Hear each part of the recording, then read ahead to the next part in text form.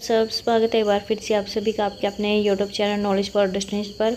तो जी हाँ गाइस, बात करेंगे आज की फटाफट मुख्य खबरों को लेकर कि कौन सी खबर कहाँ से आई है। तो सबसे पहले खबर की शुरुआती हिसार से कोर्ट के फटकार के बाद 4 होम गार्डों को तत्काल नौकरी पर वापस लिया। 2016 में सेवा से बाहर कर दिया था। होम गार्डों ने याचिका दायर की थी। तो जी हाँ गाइज, अदालत में चली लंबी लड़ाई के बाद विभाग ने तत्काल 4 होम गार्ड को नौकरी पर वापस ले लिया है। विभाग ने इन्हें अनुपस्थित दिखाकर 2016 में सेवा से बाहर कर दिया था, जिसके चलते फिर होमगार्डों ने याचिका दायर की थी। और यहाँ पे इनके द्वारा बताया गया है कि उन्होंने वर्ष 2021 में विनोद कुमार सहित अनेक होमगार्ड को गलत तरीके से नौकरी से हटाए जाने और होमगार्ड भर्ती में अनियमितताएं बरतने को लेकर उनकी तरफ से कोर्ट में याचिका दायर की थी। और इस केस में सिविल जज जूनियर डिवीजन आयुष ने होमगार्ड विभाग को कड़ी फटकार लगाई और 23 जुलाई 2025 को हुई सुनवाई में 18 अक्टूबर 2024 को होमगार्ड जसबीर मामले में फैसला सुनाया था, लेकिन उसको होमगार्ड एवं सिविल डिफेंस विभाग द्वारा लागू नहीं किया गया था, जिसको लेकर विभाग के कमांडेंट जनरल को 11 अगस्त 2025 को अदालत में पेश होने और फैसले को लागू नहीं किए जाने को लेकर एफिडेविट पेश करने के आदेश दिए थे। और एडवोकेट योगेश सिहाग ने बताया कि अदालत के कड़े रुख के चलते होमगार्ड एवं सिविल डिफेंस विभाग के कमांडेंट जनरल ने जसबीर को तुरंत ड्यूटी पर लेने के आदेश दिए और उनके आदेश के बाद 11 अगस्त को जसबीर को ड्यूटी पर इनरोल कर दिया गया और इनका डाटा भी ऑनलाइन ड्यूटी पोर्टल पर अपलोड कर दिया गया। एडवोकेट योगेश सिहाग ने बताया कि इस मामले में उन पर काफ़ी दबाव बनाने का भी प्रयास किया गया था, लेकिन वो उनके आगे नहीं झुके और ये केस पूरी गंभीरता से लड़ते रहे, जिसके चलते अब जो ये होम गार्ड हैं जसबीर, विनोद लांदड़ी, सुनील अग्रोहा और कुलविंत दौलतपुरिया की बहाली हो गई है। नेक्स्ट अपडेट, जींद से 28 को सिविल सर्जन कार्यालय के सामने भूख हड़ताल करेंगे कर्मचारी, जियो फेसिंग का विरोध। तो जी हाँ गाइस, जियो फेसिंग का लगातार विरोध जताया जा रहा है और अब जियो फेसिंग लोकेशन आधारित उपस्थिति के विरोध में स्वास्थ्य विभाग के डॉक्टर और कर्मचारी 28 अगस्त को सिविल सर्जन कार्यालय के सामने 24 घंटे की भूख हड़ताल करेंगे। ये फैसला तालमेल कमेटी की जिला स्तरीय बैठक में लिया गया और बैठक की अध्यक्षता स्वास्थ्य सुपरवाइजर संघ के प्रदेश अध्यक्ष रामवीर वर्मा ने की है और बताया और कहा कि 20 अगस्त तक जिले के सभी विधायकों और सांसदों को ज्ञापन सौंपा जाएगा। ज्ञापन में मांग की जाएगी कि आगामी विधानसभा सत्र में जियो फेसिंग आधारित उपस्थिति के आदेशों को वापस लेने की आवाज़ उठाई जाए। 8 जुलाई को तालमेल कमेटी के नेताओं ने स्वास्थ्य मंत्री आरटी सिंह राव को ज्ञापन सौंपा था और मंत्री ने भरोसा भी दिया था कि किसी भी अधिकारी या कर्मचारी को जियो फेसिंग के लिए बाध्य नहीं किया जाएगा।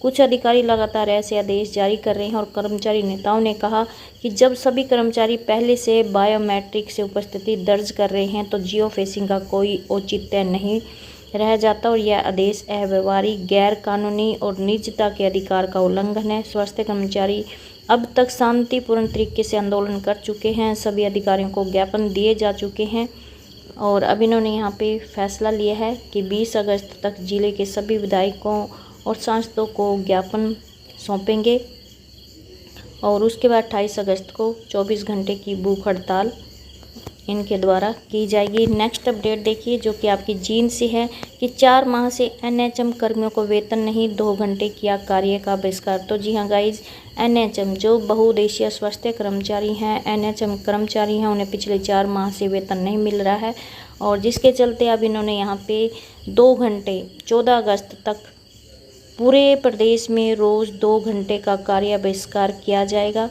और बोले कि लंबित मांगों से ध्यान भटकाना चाहती है सरकार। 8 अगस्त को सौंपा था ज्ञापन, तो इसको लेकर उन्होंने बताया कि यदि वेतन जारी नहीं हुआ तो प्रदेश समिति की बैठक बुलाकर आगे की रणनीति बनाई जाएगी। और कर्मचारी नेताओं ने कहा कि उनकी मुख्य मांगें नियमितीकरण, सेवा सुरक्षा, ग्रेजुटी, अर्जित अवकाश और मेडिकल अवकाश है। विभाग वेतन रोक कर इन मांगों से ध्यान भटकाना चाहता है, जो कि निंदनीय है। और बताया कि 8 अगस्त को मुख्यमंत्री के नाम सिविल सर्जन के माध्यम से ज्ञापन भेजा जाएगा और चेतावनी दी है कि यदि वेतन नहीं मिला तो चरणबद्ध आंदोलन होगा। उसी के तहत यह प्रदर्शन किया गया है और कहा कि विभाग की लापरवाही के कारण मरीजों को 2 घंटे इंतजार करना पड़ा। सरकार इस सांकेतिक आंदोलन को हल्के में ना ले, जल्द वेतन जारी करे।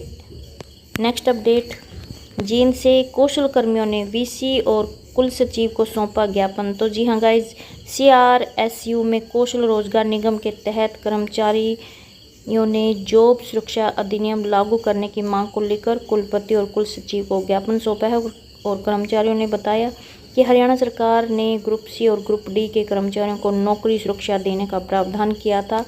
यह अधिनियम विश्वविद्यालय में अभी तक लागू नहीं हुआ है। कर्मचारियों ने कहा कि इस अधिनियम को लागू हुए 1 साल होने को है, इसके बावजूद भी विश्वविद्यालय में इसका कोई भी असर नहीं दिखा। करीब 150 कर्मचारी ऐसे हैं जिन्होंने 2024 में अपनी सेवा के 5 साल पूरे कर लिए हैं, इसके बावजूद भी वे अधिनियम के तहत मिलने वाले लाभों से वंचित है। कर्मचारियों ने बताया कि सरकार ने अब तक SOP भी जारी नहीं किया है, इसे भी जल्द जारी किया जाना चाहिए। इस मौके पर कुलपति प्रोफेसर रामपाल सैनी और कुल सचिव प्रोफेसर लवलीन मोहन ने सभी मांगों को सुना और उन्होंने आश्वासन दिया कि इस मामले को जल्द संज्ञान में लिया जाएगा। इसे कार्यकारी परिषद की बैठक में भी रखा जाएगा और विचार किया जाएगा। इस मौके पर कौशल रोजगार निगम के तहत कार्यरत सभी कर्मचारी मौजूद रहे। नेक्स्ट अपडेट महेंद्रगढ़ से, शिक्षा मंत्री आवास पर प्रदर्शन की तैयारी, हिंसा का संपर्क अभियान शुरू। तो जी हाँ गाइज, हरियाणा शिक्षा विभाग कर्मचारी तालमेल कमेटी के आह्वान पर 7 सितंबर को पानीपत स्थित शिक्षा मंत्री आवास पर होने वाले प्रदर्शन की तैयारियों को लेकर हिंसा ने जनसंपर्क अभियान शुरू कर दिया है। मंगलवार को राज्य प्रधान संदीप सागवान के नेतृत्व में डाइट महेंद्रगढ़, राजकीय मॉडल संस्कृति वरिष्ठ माध्यमिक विद्यालय महेंद्रगढ़ और खंड शिक्षा अधिकारी कार्यालय महेंद्रगढ़ में कर्मचारियों से संपर्क किया। BEO कार्यालय में कर्मचारियों को संबोधित करते हुए संदीप सांगवान ने कहा कि शिक्षा, शिक्षण संस्थान और रोजगार पर संकट खड़ा हो गया है। सरकार की नीतियों के कारण स्कूलों का बड़े स्तर पर विलय हो रहा है, जिससे सभी वर्गों के कर्मचारी प्रभावित हो रहे हैं और सरकार बुजुर्गों की संपत्ति निजी हाथों में सौंपने जा रही है। इसके अलावा अन्य मांगों को लेकर भी कर्मचारियों में गहरा रोष है और कहा कि 7 सितंबर को पानीपत में होने वाले प्रदर्शन में हरियाणा भर से हजारों कर्मचारी शामिल होंगे और महेंद्रगढ़ जिले से भी अधिक संख्या में कर्मचारी पहुंचने का कष्ट करें। नेक्स्ट अपडेट अम्बाला से, वेतन वृद्धि की मांग को लेकर नगर पालिका सफाई कर्मचारियों का धरना शुरू। बोले अगर मांग पूरी नहीं हुई तो यह धरना अनिश्चित काल तक जारी रहेगा।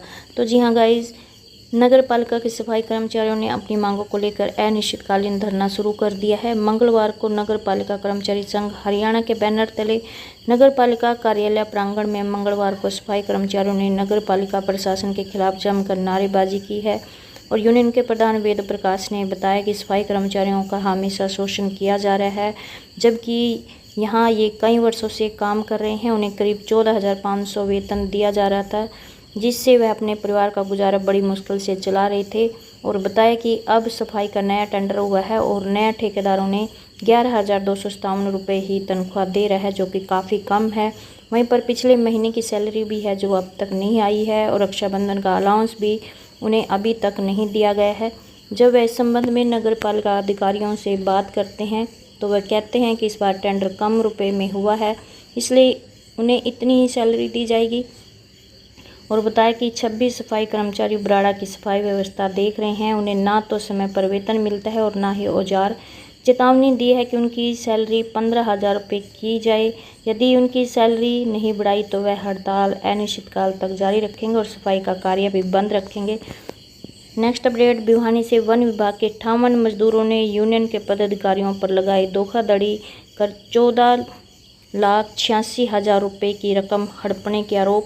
मजदूरों को पक्का करवाने के लिए कोर्ट में केस करने के नाम पर हड़पी है राशि। तो जी हाँ गाइस, वन विभाग में कार्यरत मजदूरों ने विभाग के वन मजदूर यूनियन के पदाधिकारियों पर कोर्ट केस के नाम पर धोखाधड़ी कर 14,86,000 रुपये की रकम हड़पने का आरोप लगाया है और मामले को लेकर मंगलवार को पीड़ित मजदूरों ने SP को ज्ञापन सौंपकर मामले की जांच करवाने तथा उनकी राशि वापस दिलवाने की मांग की है। SP को दिए ज्ञापन में वन मजदूर महेंद्र, धर्मेंद्र व अन्य मजदूर शामिल हैं और ये सभी उक्त कच्चे कर्मचारी हैं और बताया कि यूनियन के एक पदाधिकारी ने कहा कि वह उनका हाईकोर्ट में केस डालेगा जिससे वे पक्के हो जाएंगे। शिकायत में कथित रूप से आरोप लगाया गया कि 27 मजदूरों ने 19,000 रुपये के हिसाब से तथा 31 मजदूरों ने 25 व 27,000 रुपये के हिसाब से कुल 14 लाख रुपये यूनियन के भिवानी व कैथल के 3 पदाधिकारी को दिए थे। कुछ रकम नकद और कुछ रुपए मोबाइल के माध्यम से ऑनलाइन ट्रांसफ़र किए गए हैं। और शिकायतकर्ताओं ने बताया कि आरोपी है जो 1 साल तक मजदूरों को बहकाते रहे और उनका हाई कोर्ट में केस चल रहा है। उन्होंने कोर्ट ने कभी नहीं बुलाया, 2 बार आरोपियों ने ही उन्हें चंडीगढ़ हाई कोर्ट में बुलाया था। तो ये थी आज की छोटी बड़ी अपडेट। आई होप आपको ये अपडेट अच्छी लगी। प्लीज़ चैनल को सब्सक्राइब, वीडियो को लाइक कमेंट शेयर करना ना भूलें। धन्यवाद।